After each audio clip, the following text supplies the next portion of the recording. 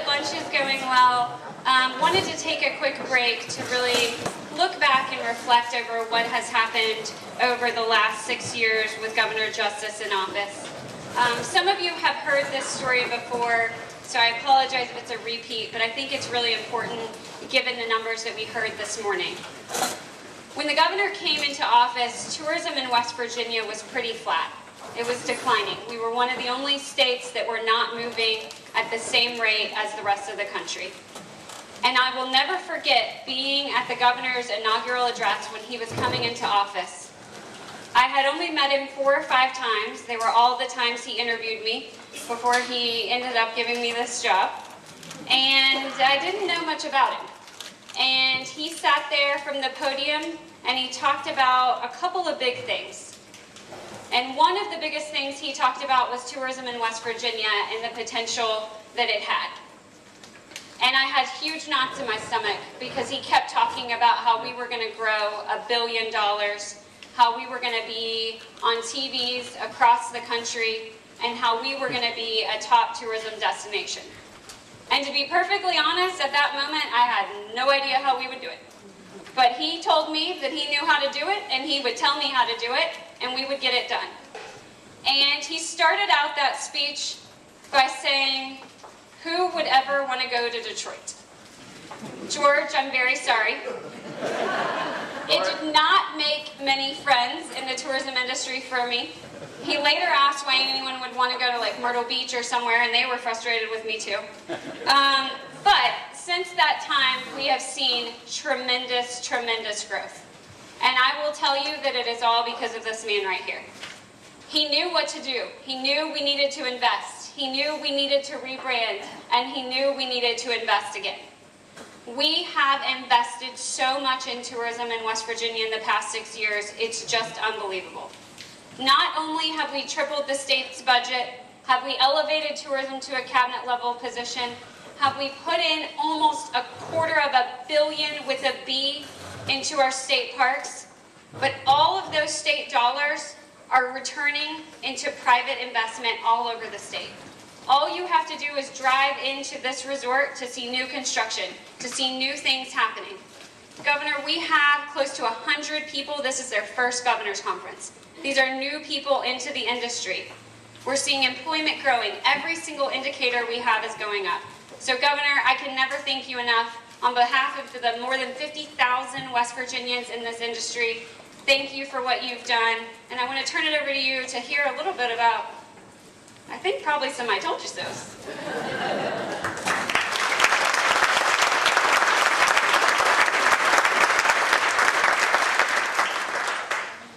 Well, you're really kind. We have an incredible Secretary of Tourism in Chelsea Ruby, and you need to give her an incredible round of applause.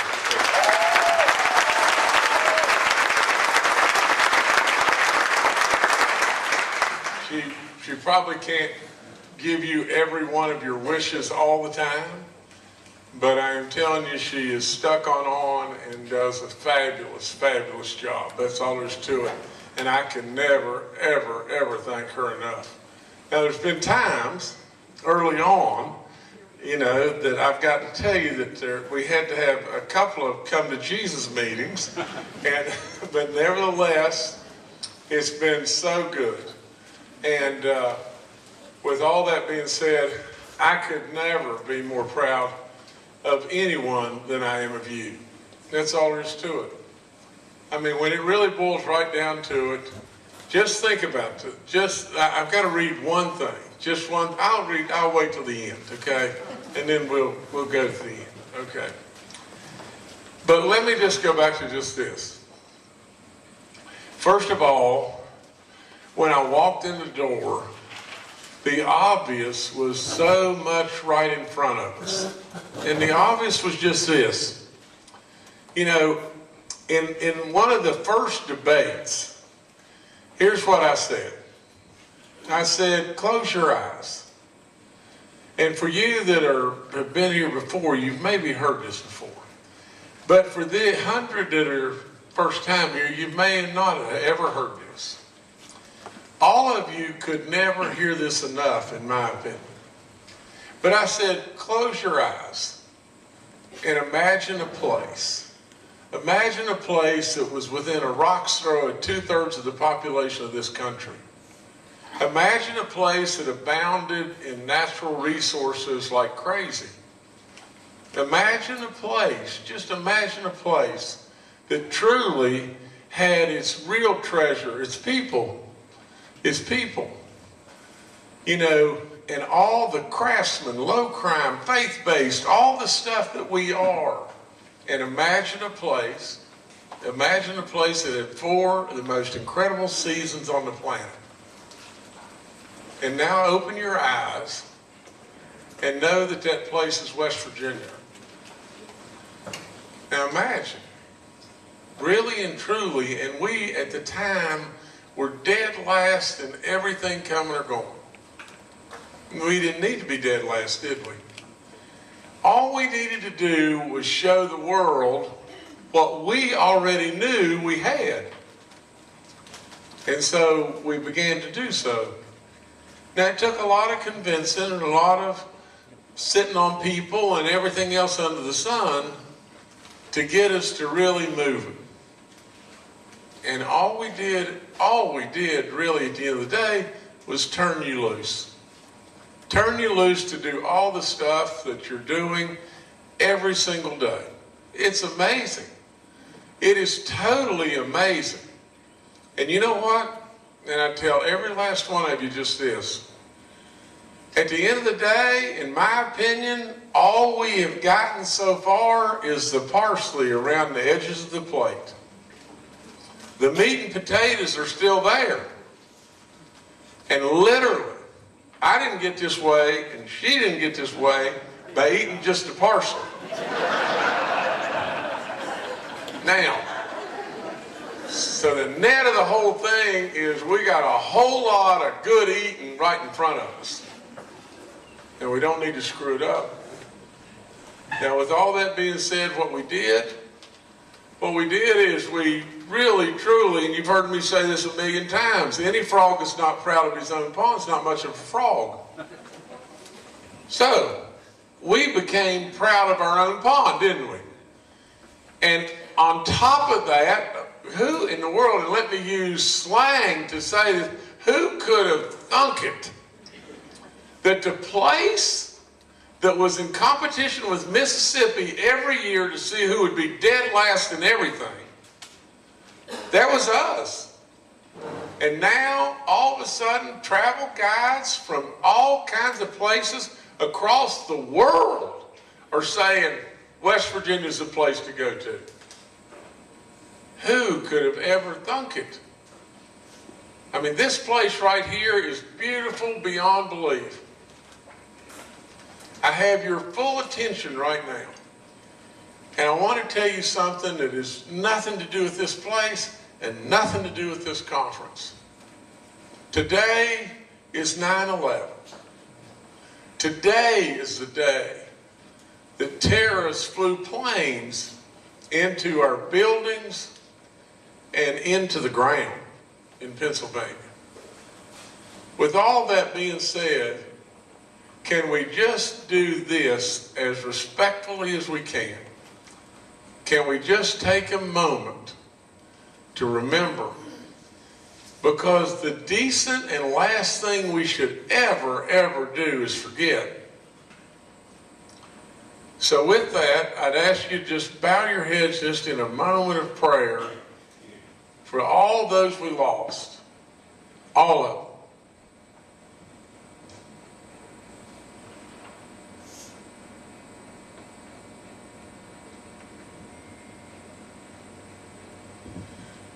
Thank you so much. You know, that was a tough time for this nation. And what came after that was years and years and years of tough times. So many people stepped up. Now, in our own way, in this state, if I could go back to you just a second, in our own way, we step up. You know, there's lots and lots of folks that are out there. The Toby and Edith's way, I call the Toby and Ediths that are out there that depend on you, because you're the engine. And Toby and Edith depend on you in many, many, many ways. Now, I'm going to read one thing to you, and I'll say just this. Unless Chelsea has something else, I don't really care if Chelsea has something else. I'm just teasing. But unless there's something else really big, and y'all want to come up and say hi to baby dog, I'll sit right here with her. And as long as y'all want to come up, baby dog and I'll sit here. One thing about her, and I've got to say this just real quick, but all of a sudden, and for those of you who've heard it 10 times probably, if not more, but on Christmas Eve, now it'll be 4 years because she's real close to her 4th birthday. But all of a sudden, my son and daughter, Jay and Jill, just reached this 10-week-old bulldog puppy right over my shoulder. And I thought, oh my gracious, because we've got 2 Boston Terriers in the house that are in the bed with us every night. And if the bulldog does what I think she's going to do, she's going to turn into what I've said over and over, a 60-pound brown watermelon. And when she turns into that, there's not going to be a place in our bed to even think about getting. So she turned into a 62-pound brown watermelon, didn't you, baby doll? But let me tell you this, and this is the thing that I am the most in my life. I really believe the definition of coincidence is an everyday occurrence in which God chooses to remain anonymous. In every way, all around us, there's miracles everywhere for those people that don't see them, well, they're not looking. Because they're everywhere, all the time. And now I've got a bulldog puppy, and a bulldog's not supposed to like everybody. But literally, 2 things that she was doing over and over and over. Because I didn't have any idea that I'd be hauling a bulldog with me or wherever I went at all. But every place I went, she made people smile. And the other thing is she loved everybody. It didn't matter if you were black or white or young or old, rich or poor, or for God forbid, a Republican or a Democrat. She didn't care. She just loves everybody. And then wham, COVID hits. And it was tough. Tough on all of y'all.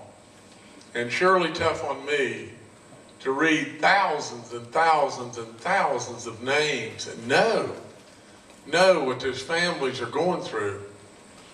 I never read the name, but really and truly, where the people were from, their gender, absolutely, the counties, so many different things.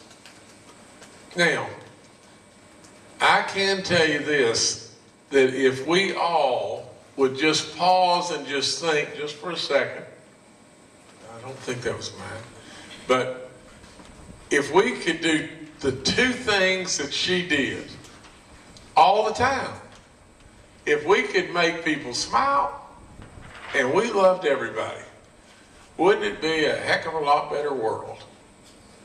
That's all there is to it. So the message became real simple. And then from that, everywhere I go that I can, I try to take her.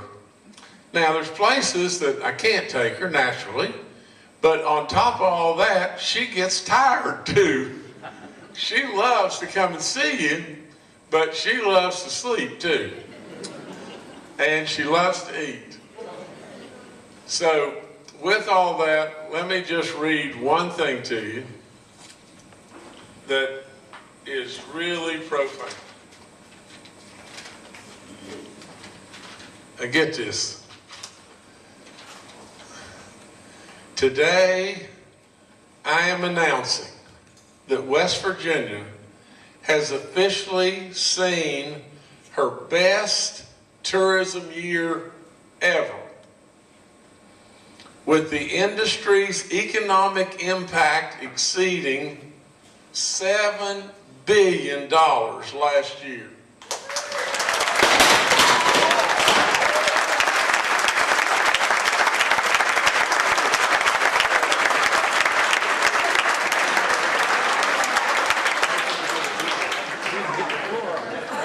Now get the rest of this. Now dial back in just 1 second. The number represents a 17% increase in visitor spending compared to pre-pandemic levels. Far higher than the United States overall 1% post-pandemic tourism recovery. You were 17%. The U.S. was 1%. Now you can clap really bad, really high, really hard for that.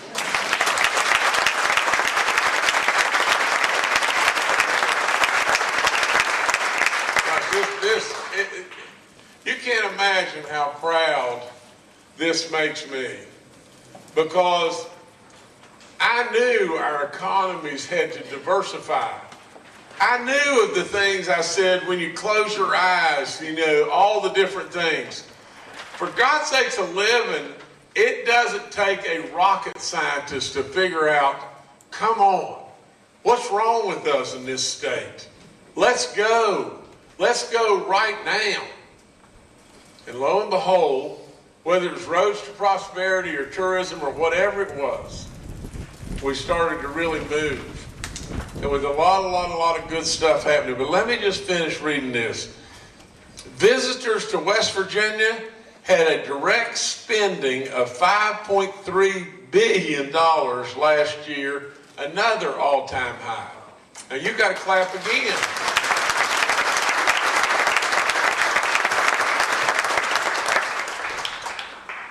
The tourism industry supports more than, God, this is unbelievable, 53,000 jobs, 1 out of every 16 people in West Virginia. And these jobs account for nearly $2 billion in annual income. Now, the only egotistical thing I would read to you is just this. Since I took office in 2017, visitor spending has grown more than 30%, or more than $1 billion every year. More than $1 billion a year. It's amazing. It's amazing. So, I would tell you, remember what I said about the parsley and the meat and the potatoes. There's so much more. We don't need to stop here. For God's sakes, a living, we don't even need to think about stopping here. Sure, we've done good. But do you know, in growing up, my dad, and you see, I don't have any notes. This is all just stuff coming to me as I'm talking. But believe it or not, at one time I had brown hair and was really skinny. That's really true. And I played every sport in the world, and the reason I'm hobbling along is because I wasn't fast enough to get out of the way, and I got hit a lot. A lot. But with that being said, whether it was, sports that didn't have contact, I played football, played basketball, played all that kind of baseball and everything. But with all that, I also played tennis, of all things, believe it or not. And of all that, probably the thing that I could do the best was play golf. I won our state junior amateur a couple of times, and lo and behold, I was recruited by a bunch of different folks, and I went to the University of Tennessee. And then I transferred from there to Marshall, and the reason I transferred is because it just so happened that Kathy was going to Marshall. And so I thought it was a good move to transfer. And it probably was. With all that being said, though, my dad, and this ties back to you, sure, we've done great, haven't we? Absolutely. Isn't it unbelievable how good we've done? And it is. But think about this. Dad, over and over and over, said to me, son, the only shot in golf that matters is the next shot. Think about it. Son, if you stand up on the tee and you absolutely hit a shot and it goes right dead in the hole, what does that have to do with the next shot? Son, if you get up on the tee and you hit the ball and it spins dead right or dead left and goes right into the swamp, you better realize that that's gone. The only shot that matters is the next shot. Well, I'm going to tell all of you that we've done all kinds of greatness, but the only shot that matters is the next one. Absolutely, let's keep doing the next one and the next one and the next one. Now, you don't have to knock it in the hole every time, but we're going to knock it close enough to be making birdies rather than knocking it into the swamp. With all that being said, I'm going to end by telling you I love you and keep up the great work. You've made me so proud. It's unbelievable. And let's just keep going. Let's just keep tearing it up. And let's keep rubbing it in the face of those like Bette Midler and those people that thought West Virginia couldn't do it. Show them. By God, rub it in their face and love every second of it. I do. God bless each and every one of you. Thank you.